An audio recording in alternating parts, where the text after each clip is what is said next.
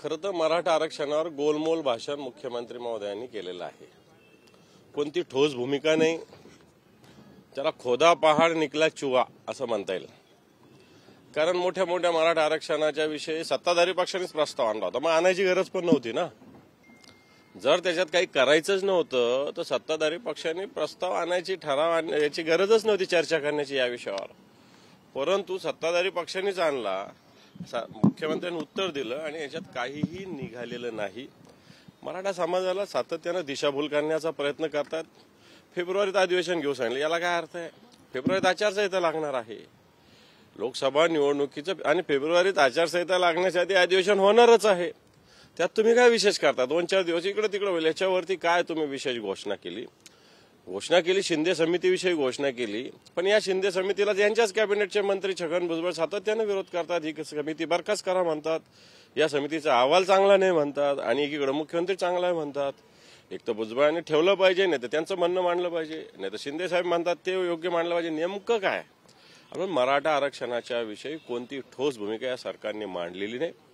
याच्यावर आम्हाला काही गोष्टी बोलायच्या होत्या, कारण यांनी सारथीला असं केलं, पार्टीला असं केलं, एवढंच सांगितलं, करणार आहे असं सांगितलं। फक्त घोषणा या वर्षा-दीड वर्षाने घोषणा होतातच आहे ना, परंतु प्रत्यक्षात याचं सार काहीही निघालेलं नाही। मराठा समितीचा जो शिंदे समितीचा अहवाल ठेवण्यात आला, मात्र त्यातनं किती नोंदणी या समोर आल्या आहेत याची कुठलीही अस्पष्ट माहिती अद्याप सरकारकडनं मिळालेली नाहीये, आणि याकडे सगळ्या संपूर्ण मराठा समाजाचं लक्ष आहे। 24 तारीख डेडलाईन समोर येत आहे आणि कुठेतरी कायदा व सुव्यवस्थेचा प्रश्न हा महाराष्ट्रात उद्भवू शकतो, काय सांगा? हे पहा, कुणबीच्या नोंदी सरकारने काही नवीन काही दिवे लावले असं म्हणता येणार नाही।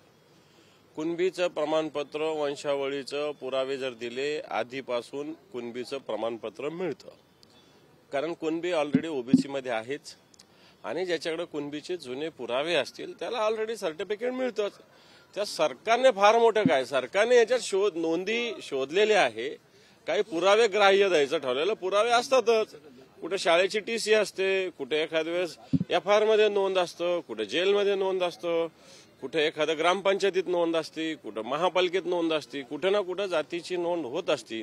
आणि या जुन्या नोंदीच्या विषयी सरकारने सांगितलं की हे अलाउड करणार आहे। मला असं वाटतं याच्यात नवीन सरकारने कुणबीच्या विषयी काही केलेलंच नाहीये, कारण कुणबीला ऑलरेडी प्रमाणपत्र मराठवाड्यात मिळतंच।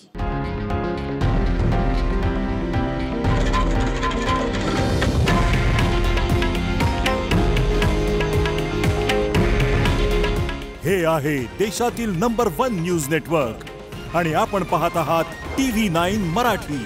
काळजी तुमची, हित महाराष्ट्राचं।